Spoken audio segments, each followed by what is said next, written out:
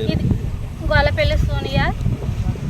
ఇది కపిలేశ్వరంలో ఇసుక కొలత వస్తుందనేసి వర్షాకాలంలో ఏ గండైనా కొడుతుందేమనేసి దాచిన ఇసుక ఇది.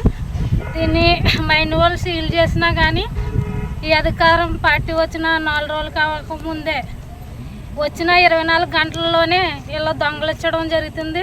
నేను ఆ రోజు వచ్చి ఆఫ్ చేసినా కానీ ఏ ఆర్డర్ కాపీ ఏమీ చూపించలేకపోయారు వాళ్ళు. ఆ రోజు జరగలేదు.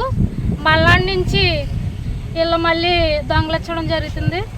దాన్ని తక్షణమే స్పందించాలనేసి అందరికీ నమస్కారం తెలియజేస్తున్నాను.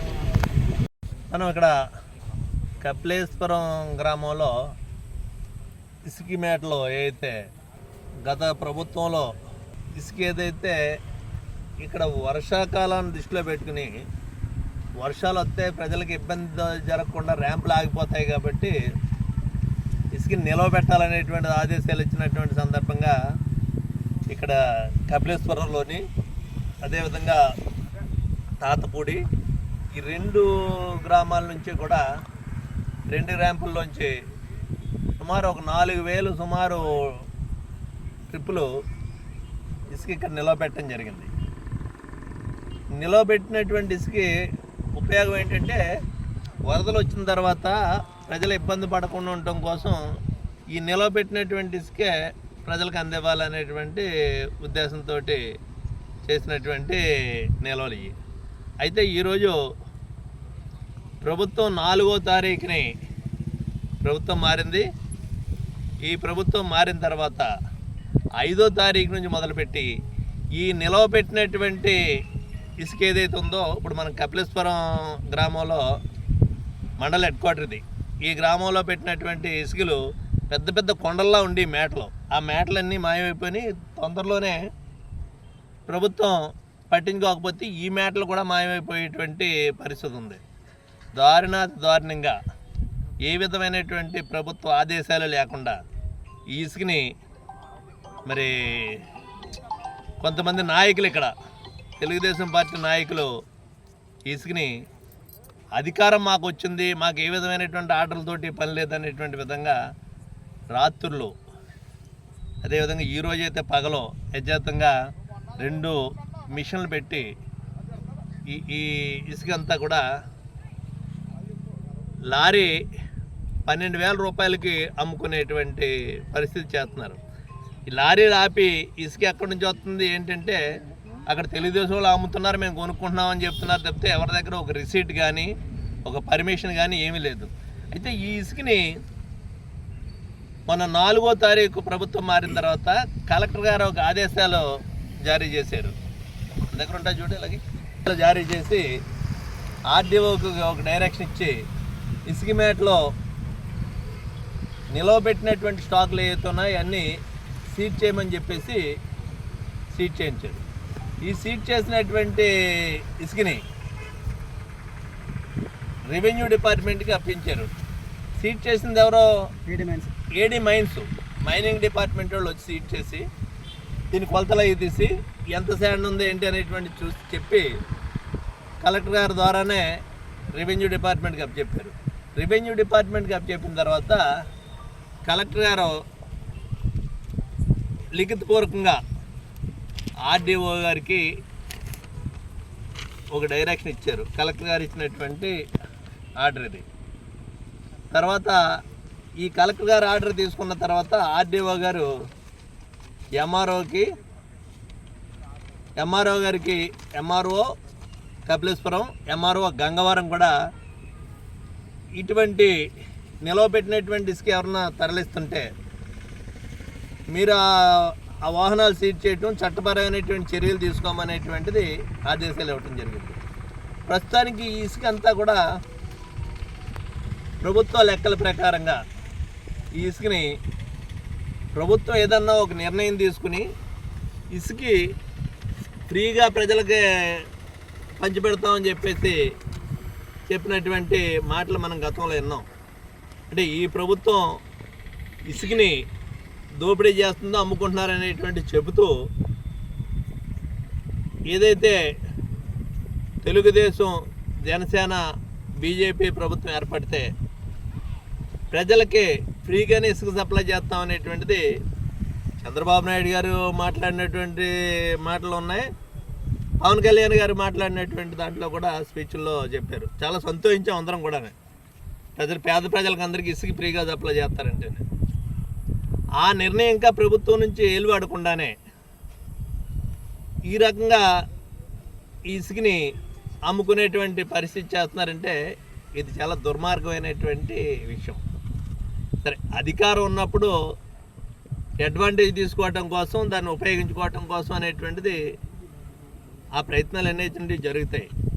ఇది ఒక గతంలో ఇదే ఇసుక మీద మరి కపిలేశ్వరం ర్యాంపులో కానీ తాత్పూడి ర్యాంపులో కానీ ఇసుక మీద ఏ విధమైనటువంటి ఆర్డర్లు ఉన్నాయని చెప్పేసి ఇసుక తోలేస్తున్నారని చెప్పేసి వచ్చినప్పుడు అప్పుడున్నటువంటి ఎంఆర్ఓ గారు, అప్పుడున్నటువంటి అధికారులు వచ్చి రావటం జరిగింది. ఆ ర్యాంపులకి మరి పరివారం శాఖ సంబంధించినటువంటి ఆర్డర్లు లేవని చెప్పేసి అప్పుడు ర్యాంపులు ఆపేషన్ చేయడం జరిగింది. మరి ఆ విధంగా ఆ రోజు మీరు మాట్లాడినటువంటి వాళ్ళు ఈ రోజుని ఏ విధమైనటువంటి ఆర్డర్లు ఉన్నాయనేటువంటి ఇసుక తోలేస్తున్నారు అనేటువంటిది ప్రజలకు సమాధానం చెప్పాలనేటువంటిది మేము అడుగుతున్నాం ప్రజల పక్షాన. అయితే చెప్పక్కలొద్దు, మాకు అధికారం ఉంది కాబట్టి మేము దోచుకుంటామంటే అది మీ ఇష్టం, ప్రజలు చూసుకుంటారు. ఈరోజు ఈ ఇసుకని మీరు ఏదైతే ఇక్కడ నుంచి తరలిస్తున్నారో ఈ మండలం కానీ ఇక్కడ ఉన్నటువంటి ప్రజలకు కానీ నేను విజ్ఞప్తి చేసేది, ఫ్రీగా ప్రభుత్వం ఇస్తా అన్నదే కొత్త ప్రభుత్వం ఏర్పడిన తర్వాత ఫ్రీగా ఇస్తున్నారేమో అనుకుంటున్నాం. అదేవిధంగా ఫ్రీగా ఇస్తే మాత్రం మీరందరూ కూడా ఈ మండలంలో ఉన్నటువంటి వాళ్ళందరూ కూడా ఇసుక ఎవరికన్నా కావాలితే ఒక మిషన్ తీసుకొచ్చి మరి ఫ్రీగా ఇసుక తీసుకెళ్ళేటువంటి దానికి మరి ప్రజలందరూ మీ అవసరాలు తీర్చుకోవడం కోసం కొనక్కలు లేకుండా ఫ్రీగా ఇచ్చేటువంటి ఇసుకని ఈ ఇసుకను వాడుకోవాల్సిందిగా మీ ద్వారా మరి ప్రజలందరికీ గత ప్రభుత్వంలో ప్రతిపక్షంలో ఉన్నటువంటి నాయకులు ఈవేళ అధికార పక్షంలోకి వచ్చారు, సంతోషం. ఆ రోజు మాట్లాడినటువంటి మాటలనే నేను ఈ రోజున మళ్ళీ మీకు ఒకసారి ప్రజల దృష్టికి తీసుకొస్తూ ఫ్రీగా ఇస్తున్నారు కాబట్టి ఇక్కడ ఉన్నటువంటి ఇసుకని ఫ్రీగా తీసుకెళ్లేటువంటి ఏర్పాట్లు చేయండి. వాళ్ళు మిషన్లు పెట్టి ఇక్కడ 2 మిషన్లు పెట్టి ఇసుక తోలుతున్నారు. అదేవిధంగా మందర్పుని కూడా ఒక మిషన్ తీసుకొచ్చి పెట్టి ప్రజలకు ఎవరికైతే కావాలో, ఎవరికైతే అవసరాలు ఉన్నాయో పేదవాళ్ళు ఇల్లు కట్టుకోవడానికి కానీ వేరే ప్రభుత్వ అవసరాల గురించి వాడుకోవటం కానీ ఏదైనా ఉంటే మాత్రం ఆ విధంగా మనం కూడా ఎదుటి వాళ్ళకి ఏ విధమైనటువంటి అధికారాలు ఉన్నాయో అదేవిధంగా పరిపాలనలు కావచ్చు. నేను కలెక్టర్ గారిని ఈ సందర్భంగా జిల్లా అధికారి అయినటువంటి కోనసీమ జిల్లా కలెక్టర్ గారికి, ల్యాండ్ ఆర్డర్కి సంబంధించినటువంటి ఎస్పీ గారికి, అధికారులకి నేను విజ్ఞప్తి చేస్తున్నా, దీన్ని మీరు వెంటనే నిలుపుదల చేయండి. లేదనుకుంటే ఈ అవకాశం అందరికీ ఇమ్మని చెప్పేసి కోరుతున్నాను. ఆప్ చేయమని మేము చెప్పట్లేదు. ఇది మీరు ప్రభుత్వం ఏదైనా నిర్ణయం తీసుకునేదాకా ఇది ప్రభుత్వానికి సంబంధించినటువంటి ఇసుక కాబట్టి, ఈ నిల్వలు కాబట్టి ఈ ఒక 2-3 రోజుల్లో ఇది మొత్తం ఈ కొండలన్నీ మాయమైపోయేటువంటి పరిస్థితి ఉంది. ఇసుక గుట్టలన్నీ మాయమైపోయేటువంటి పరిస్థితి ఉంది. అందుకని మీరు నిలుపుదల చేయండి. అధికారులందరూ అటు ల్యాండ్ ఆర్డర్కి సంబంధించినటువంటి జిల్లా ఎస్పీ గారు కోనసీమ కానీ, అదేవిధంగా కలెక్టర్ గారికి కోనసీమకు కానీ విజ్ఞప్తి చేస్తూ, ఇది లేదు అనుకునేటువంటి పరిస్థితి ఉంటే ఇక్కడ మీ అందరికీ ఈ మండలంలో ఉన్నటువంటి ప్రజలందరూ నేను కోరుకునేది, వాళ్ళు ఏదన్నా మిషన్లు పెట్టి ఇసుక తోలేటువంటి పరిస్థితి ఉంటే మందర్పుని కూడా మిషన్ పెట్టి ఫ్రీగా ఇసుక అందరికీ సప్లై చేయండి. వాళ్ళైతే అమ్ముతున్నారు 11,000కో 12,000కో, మనమైతే అమ్మే పరిస్థితి లేదు. ఆ మిషన్కి అయినటువంటి ఖర్చులు తీసుకుని మాత్రమే ఇసుకని మీరు అందరూ సప్లై చేయవలసిన, ప్రజలకు అందరికీ ఉచితంగా పంచేటువంటి ఏర్పాట్లు చేయవలసిందిగా ఈ సందర్భంగా మనవి చేస్తూ, ఇది ప్రజాస్వామ్యంలో ఉన్నాం. సరే, మీరు గతంలో మీరేం చేశారు అనేటువంటిది మాట్లాడచ్చు. ఎప్పుడు ఎవరు ఏం చేసినప్పటికీ ప్రజలు ఇచ్చినటువంటి తీర్పు చూసాం మనం. దీన్ని స్వాగతిస్తున్నాం మేము కూడా. దీన్ని ప్రజలు ఏ ఉద్దేశంతో అయితే తీర్పు ఇచ్చారో ఆ నిర్ణయానికి అనుకూలంగా మీరు పరిపాలన చేస్తే ప్రజలందరూ సంతోషిస్తారు.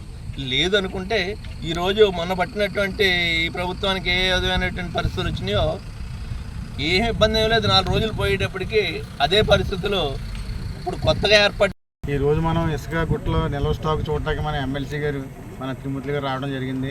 ఎంపీడీసీ గారు, ఇంకా రాజకీయ ఎంపీపీ గారు అందరూ రావడం జరిగింది. అయినా అధికారం వచ్చిన 4 రోజులకే ఇసుక మొత్తం దొంగచాటుగా తోలేసుకుంటున్నారు. వీళ్ళు ఆర్డర్ కాపీ పెడుతున్నారు, ఆర్డర్ కాపీ లేవంటున్నారు. లేదా కానీ ధైర్యంగా తీసుకుని ఇసుకని అమ్మేసుకుంటున్నారు వీళ్ళు. అలాగే మనం కూడా ఒక మిషన్ పెట్టి లేబర్కి ఫ్రీగా ఇచ్చేలాగా మాట్లాడుకుంటే బాగుంటుందని కోరుకుంటున్నాను. గ్రామంలో గత ప్రభుత్వ కాలంలో ప్రభుత్వం ఏదైతే ఉందో, గత ప్రభుత్వం జేపీ పెంచినటువంటి ఒక కంపెనీకి సంవత్సరానికి 750 కోట్ల రూపాయలకి దీనికి యాక్షన్ కండక్ట్ చేసి ఇవ్వడం జరిగింది. అయిన తర్వాత ఎన్నికల ముందుకు వచ్చినప్పటికీ ఈ ఎన్నికల్లో రావడం, ఈ లోపల రావడం జరిగింది. వాళ్ళ భవిష్యత్తు సార్ చెప్పినట్టుగా భవిష్యత్తు అవసరాల దృష్ట్యా వర్షాకాలం వస్తుంది కాబట్టి ఇసుక కొరత వస్తుందని ఉద్దేశం మీద ఈ నిల్వలు పెట్టడం కూడా, ఈ భూమి కూడా ప్రభుత్వం భూమిదే. ఆనాడు కూడా ఇక్కడ భూమికి ఇందులో నిల్వ చేయడం కోసం భూమి లేకపోతే మన సార్ మాట్లాడి ఇరిగేషన్ డిపార్ట్మెంట్ మాట్లాడి స్థలం ఇప్పించారు.